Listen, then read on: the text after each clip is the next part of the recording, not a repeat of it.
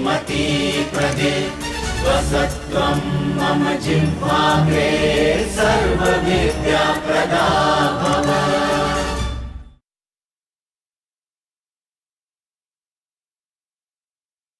परम गुरुदेव के चरणों में वंदन। आज आदि गुरु शंकराचार्य जी का जन्म दिवस है, उनको वंदन। और सभी पेरेंट्स, बच्चे, टीचर्स, जो सब लोग अभी यहाँ उपस्थित हो गए हैं, सबको मेरा प्रणाम। आज इस प्रोग्राम में हम लोग जिस विषय पर बात करने वाले हैं वो बहुत ही संवेदनशील, बहुत ही सेंसिटिव इशू है आज के टाइम का, और वो है education. What education is today and what it should be. आज हम बच्चों को क्या सिखा रहे हैं, कैसे सिखा रहे हैं, क्यों सिखा रहे हैं, और हमें क्या सिखाना चाहिए, कैसे सिखाना चाहिए और क्यों सिखाना चाहिए, इस विषय पर हम बात करेंगे। तो सबसे पहले एक बहुत बहुत बहुत ही खूबसूरत सी वंदना के साथ, प्रेयर के साथ हम इस आज के प्रोग्राम को शुरू करने जा रहे हैं।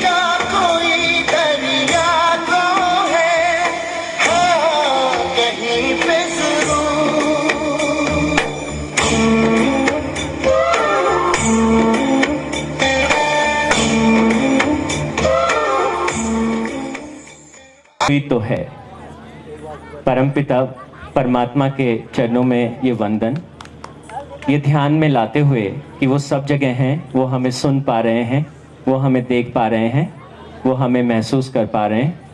और हम सब सौभाग्यशाली हैं कि आज आदि गुरु के जन्म दिवस पर महाराज साहब उसी परंपरा से हमको कनेक्ट करने के लिए यहाँ पर हम सब के बीच में उपस्थित हैं। तो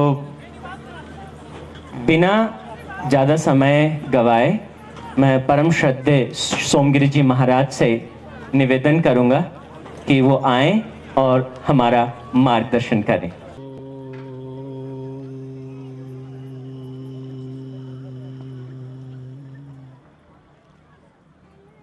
अग्निमीळे पुरोहितं यज्ञस्य देवं ऋत्विजं होतारं रत्नधातमम् ॐ भद्रन्नो अपि वातयमनः ॐ शान्तिः शान्तिः शान्तिः। निधये सर्वविद्यानां भिषजे भवरोगिणां गुरवे सर्वलोकानां दक्षिणामूर्तये नमः। श्रद्धा गर्भगृहान्तस्थां श्रुतिमूर्ध्नि लसत्पदां संवित्स्वरूपिणी वन्दे स्वात्मरूपां परां शिवां। या देवी सर्वभूतेषु श्रद्धारूपेण संस्थिता नमस्तस्यै नमस्तस्यै नमस्तस्यै नमो नमः। नमो विराट स्वरूपिण्ये नमः सूत्रात्ममूर्तये नमो व्याकृतरूपिण्ये नमः श्री ब्रह्ममूर्तये नमः श्री ब्रह्ममूर्तये। ओम तत्सत् परब्रह्मणे नमः। आज के इस अत्यंत ही पवित्र प्रेरणास्पद आनंददायक मंगलमय अवसर पर माँ भारती के चरणों में कोटिशः वंदन करता हूँ। उसी की वात्सल्यमयी चिन्मयी गोद में बीकाने की धर्मधरा को, यहाँ की लोक संस्कृति को, लोक चेतना को कोटिशः वंदन करता हूँ। उस सारी चेतना को, स्फूर्ति को, प्रेरणा को अपने में समेटते हुए और अभिव्यक्त करने के लिए कटिबद्ध इस विद्या के मंदिर में जो चित शक्ति, जो गुरु शक्ति स्वयं को अभिव्यक्त करने के लिए कसमसा रही है, छटपटा रही है, प्रसव पीड़ा का एक आनंदमय अनुभव कर रही है, उसके प्रति कोटिशः वंदन करता हूँ। मैं बहुत बहुत बधाई देता हूँ उस पावन कुल को जिसमें कमलेश चंद्र जी जैसे युवा उत्पन्न हुए। उनको मैं साधुवाद देता हूँ, उनके पूरे परिवार को,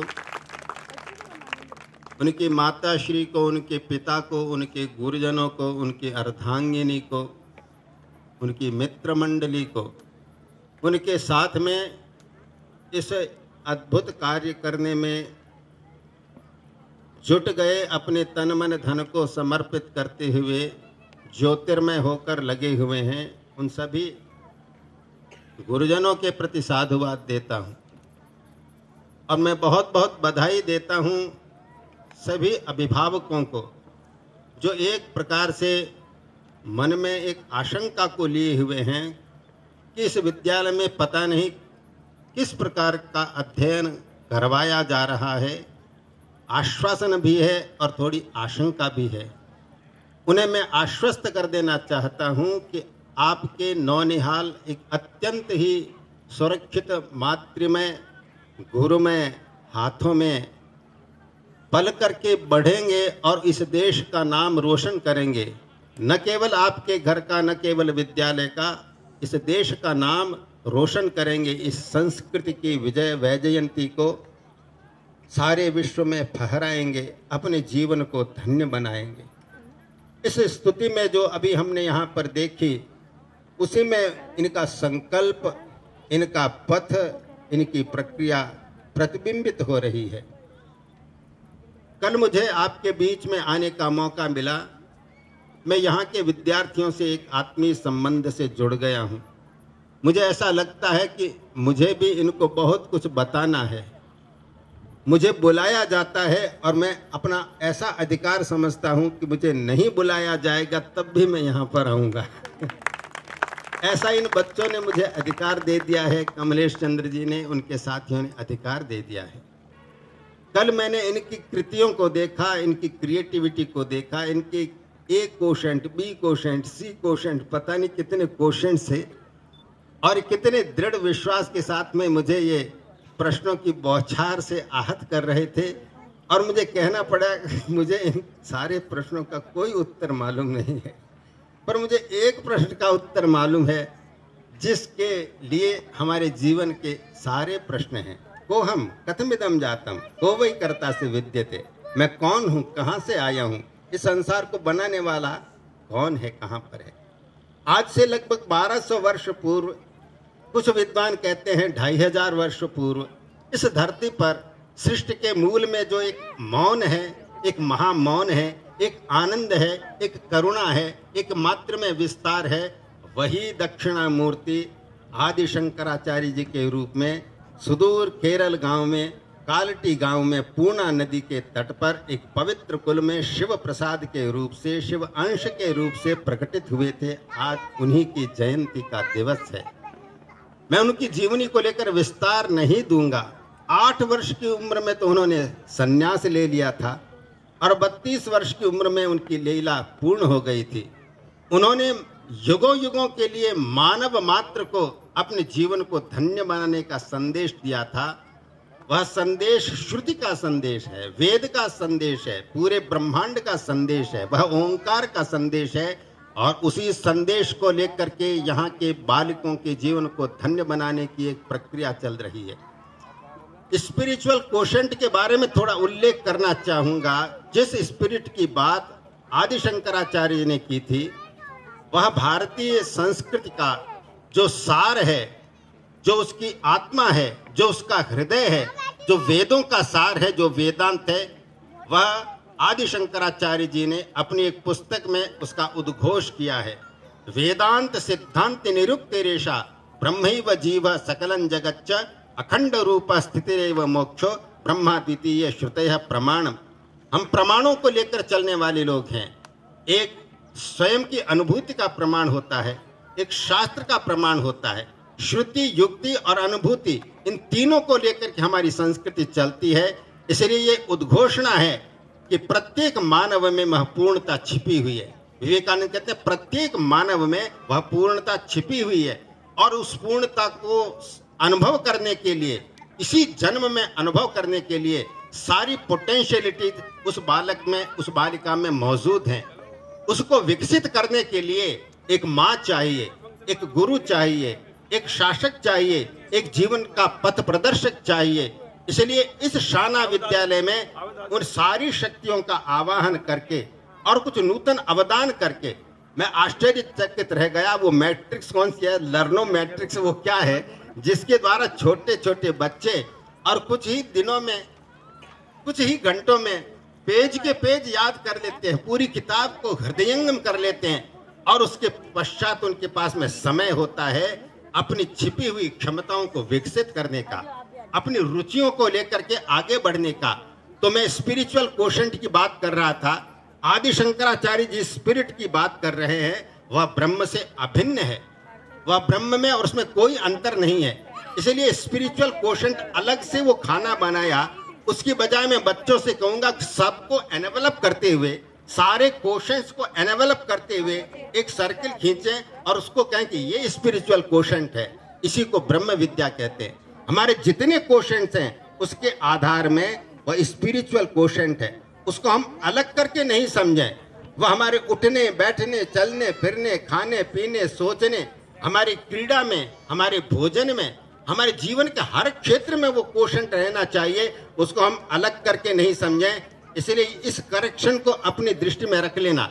और जो क्रिएटिविटी की बात है, अभी आपके सामने बड़ी चुनौती भरी बातें होंगी कि शिक्षा क्या होती है, शिक्षा कैसी चल रही है।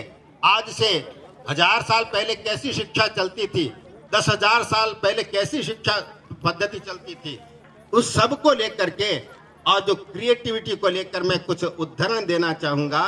रविंद्रनाथ टैगोर का नाम आप लोगों ने सुना होगा। वे एक जगह पर लिखते हैं, life is perpetually creative. What is life? Life is perpetually creative.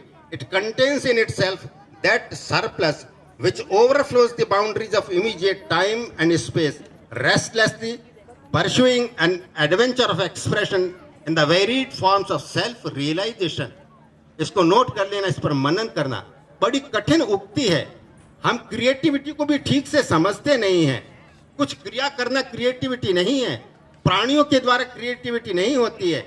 केवल मनुष्य के अंदर यह क्षमता है कि वह अपने अंदर विश्व करने वाले को, विश्व बनाने वाले को, विश्वेश्वर को, परमात्मा के संकल्प को अपने अंदर वो प्रकट होने दे। उसके अंदर कोई मजबूरी नहीं है, उसके अंदर एक स्वातंत्र है, एक समर्पण है, एक समझ है। इसलिए सारा ब्रह्मांड जिस क्रिएटिविटी को लेकर के उछल रहा है, the material cause and the efficient cause, इस संसार का उपादान कारण और निमित्त कारण आनंद तत्व है, और वह आनंद हमारी आत्मा है। और उस आत्मा का साक्षात्कार केवल मनुष्य कर सकता है। वो चाहे चांडाल हो, चाहे झुग्गी झोंपड़ी में रहने वाला हो, चाहे वो कंप्यूटर को चलाने वाला हो, चाहे वो जूते गांठने वाला हो, चाहे वो खेती में काम करने वाला हो, प्रत्येक व्यक्ति उस पूर्णता का, सृष्टि के मूल में जो आनंद है उसका वह साक्षात्कार कर सकता है, बशर्ते कि उसका जीवन क्रिएटिव हो। कुछ नया कर देना क्रिएटिव नहीं है, उसके अंदर एक सरप्लस है, उसके अंदर एक सेल्फ एक्सपीरियंस है, सेल्फ ट्रांसेंडेंस है, उसके अंदर स्वयं के अंदर भी एक तुष्टि है, बाहर भी वो तुष्टि को देता है, आनंद को देता है। और ऐसा आनंद देने के लिए शाना रूपी यह निर्झरी पता नहीं कहां से प्रकट हुई, शाना रूपी यह सरस्वती नदी जो प्रच्छन्न, जो छिप गई थी, कहते हैं कहीं खो गई थी, अब पुनः यहाँ पर एक झरने के रूप में प्रकट हो रही है। ये एक सरस्वती एक बड़ी दरिया का, नदी का रूप लेगी, एक ज्योतिर्मय दरिया का रूप लेगी, एक आनंद की सरिता का रूप लेगी और सबको आप्लावित कर देगी, ऐसा मेरा विश्वास है। इसलिए मैं क्रिएटिविटी की बात आपसे कह रहा था। केवल मनुष्य की योनि में आप बच्चों को सुपर कंप्यूटर बना सकते हैं, पर सुपर कंप्यूटर बनाने के प्रक्रिया के अंदर उसका हृदय सूखना नहीं चाहिए।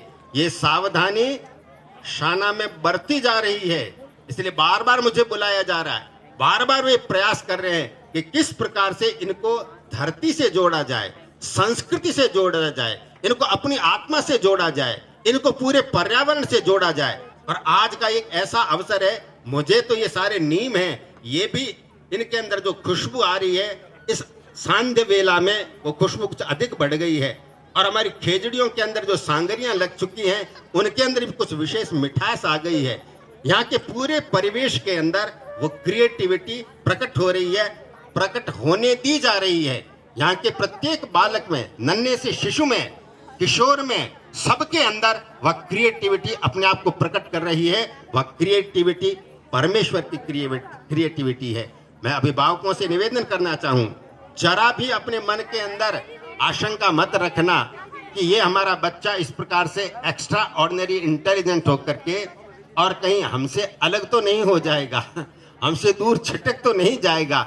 आपका सहयोग आवश्यक है, आपकी समझ आवश्यक है, आपके अंदर एक श्रद्धा की आवश्यकता है।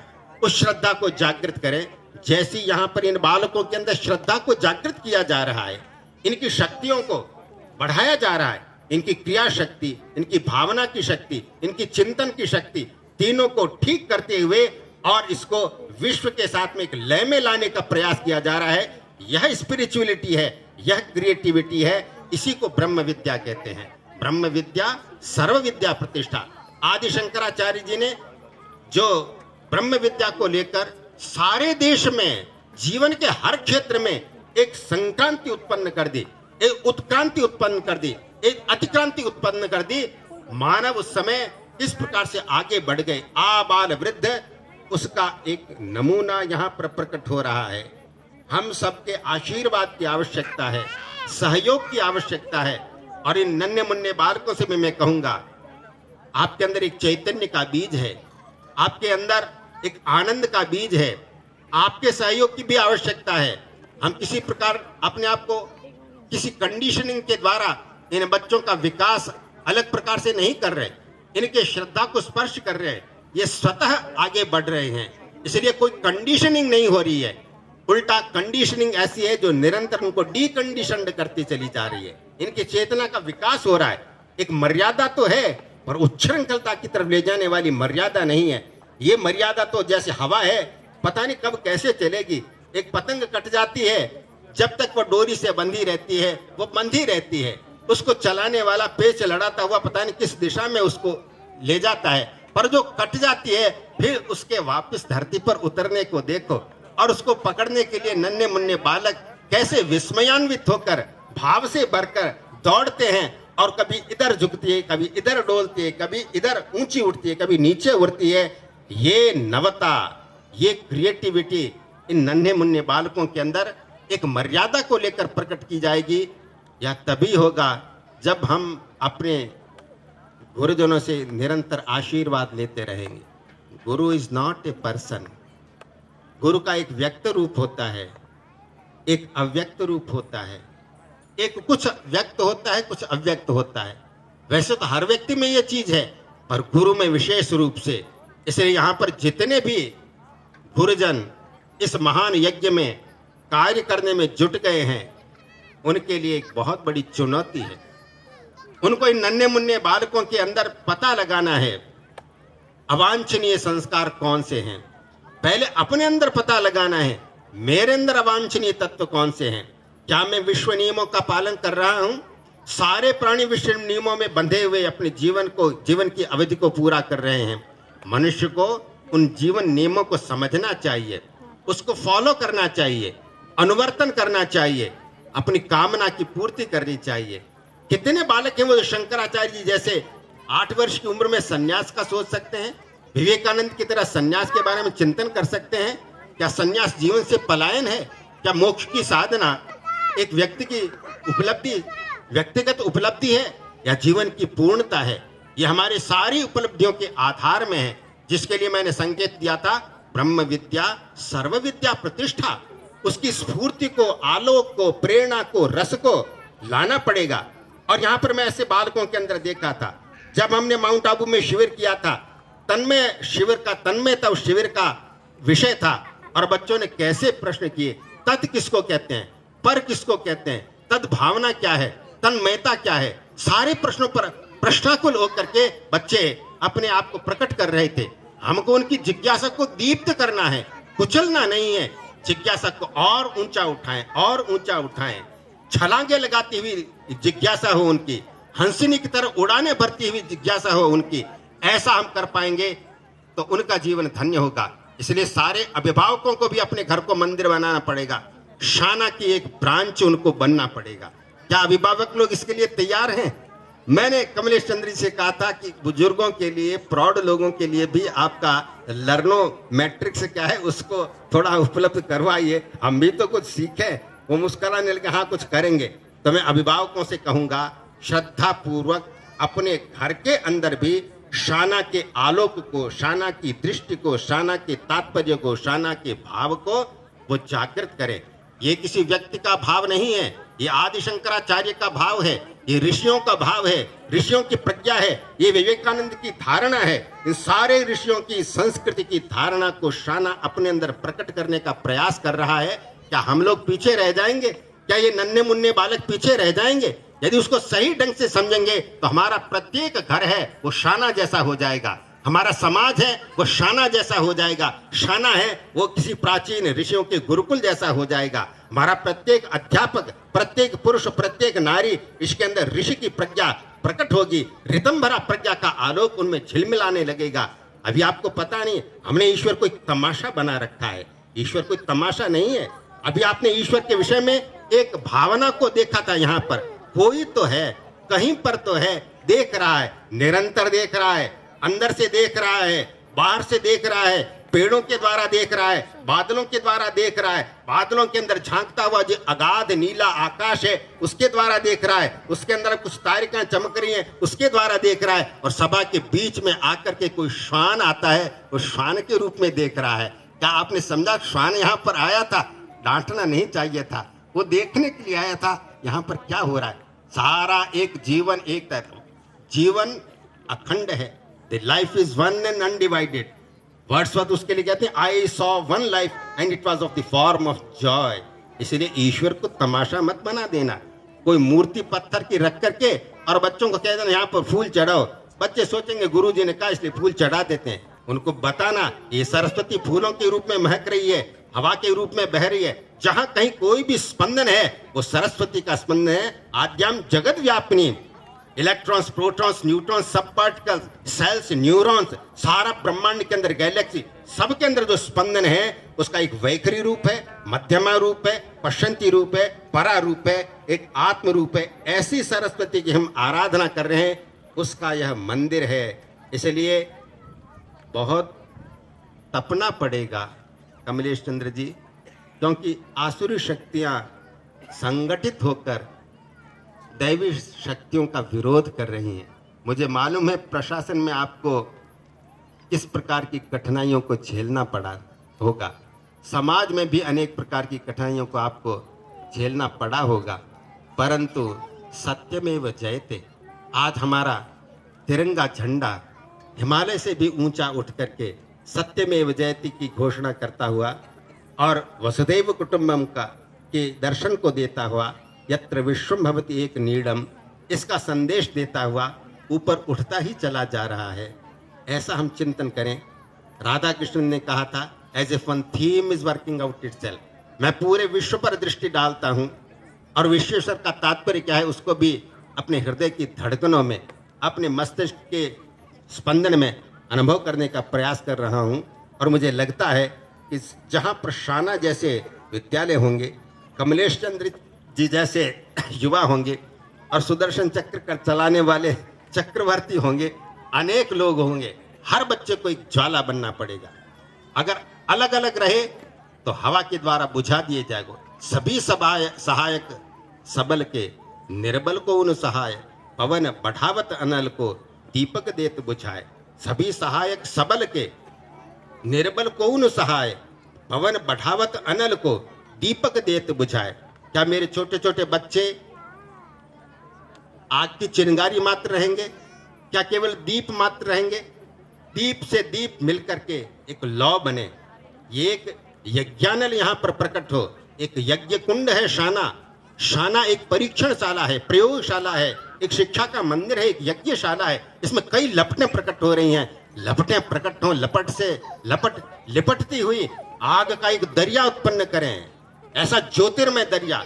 जब तक कर्म के क्षेत्र में हम अपनी कर्म की, निर्मल कर्म की समिधाओं को अर्पित करके ज्वाला को प्रकट नहीं करेंगे, हम लिजलिजे बन जाएंगे। हमारे अंदर प्रेम शुद्ध नहीं होगा, प्रेम प्रकट नहीं होगा। ये प्रार्थनाएं शव की तरह हो जाएंगी, निर्जीव हो जाएंगी, औपचारिकताएं हो जाएंगी, बुझ जाएंगी, म्लान हो जाएंगी, मुरझा करके नीचे गिर जाएंगी। इसलिए जब हम ऐसी आहुतियां देंगे, स्वार्थ छोड़कर निरहंकार होकर के कर्म की अग्नि को उत्पन्न करेंगे, वह विरह की अग्नि में प्रकट होगी। उसको सहना बहुत कठिन होता है। उसको सहन करने के लिए सही ढंग से गृहस्थ के जीवन को बिताना पड़ता है। विरह की अग्नि और प्रेम की अग्नि, ये एक ही सिक्के के दो पहलू हैं। तब जाकर के ज्ञान की अग्नि प्रकट होगी, जिसके लिए कटिबद्ध है ये शाना। श्रद्धावान लभते ज्ञानम तत्पर संयतेन्द्रिय ज्ञानम लब्धा पराम शांतिम अचिरेणाति गच्छति। देन एंड देयर, उसी समय परम शांति की प्राप्त होगी। कौन से ज्ञान को प्राप्त करके आप सुपर कंप्यूटर बन जाएंगे? आप संसार के सारी भाषाओं के सारे शब्दकोशों को रट लीजिए, सारे प्राणियों के ज्ञान को अपने अंदर डाल लीजिए, तब भी आपकी जिज्ञासा अतृप्त रहेगी। परंतु एक ऐसा ज्ञान है, अपने आप का स्वयं का ज्ञान है, आत्मा का ज्ञान है, आत्म ब्रह्म ऐक्य का ज्ञान है, जिसके प्राप्त करने के पश्चात कुछ भी जानना बाकी नहीं रहता। ऐसा व्यक्ति ठूंठ नहीं हो जाता है, उसके अंदर निरंतर एक जिज्ञासा, हर चीज खुलती है, वो आश्चर्य से देखता है ज्ञानी।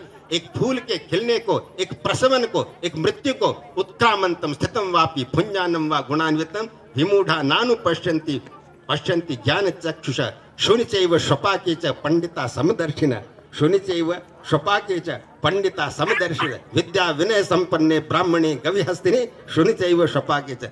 लात नहीं मारनी चाहिए भाई, आदर से उसको बोलना चाहिए, मौन की भाषा भी समझता है। इसलिए बंधुओं, ऐसे ज्ञान की तरफ हमारे सारे क्रियाएं, हमारी सारी जिज्ञासाएं, हमारे सारे अनुभव, हमारी सारी अभिव्यक्तियां उस पूर्ण ज्ञान की तरफ बढ़ती चली जाएं। इसके लिए स्पिरिचुअल कोशेंट को अलग थलग मत रखना। अलग थलग रख भी दिया हो, अब मेरे कहने से पूरा का पूरा गोला चारों तरफ से सारे कोशेंट्स के फेर देना, this is the spiritual quotient. This is the definition of the spirit, आत्मा सो परमात्मा। तो बंधुओं, मैं पुनः आज के इस अत्यंत पवित्र अवसर पर इन नन्हे मुन्ने बालकों के प्रति बहुत बहुत आशीर्वाद देता हूँ।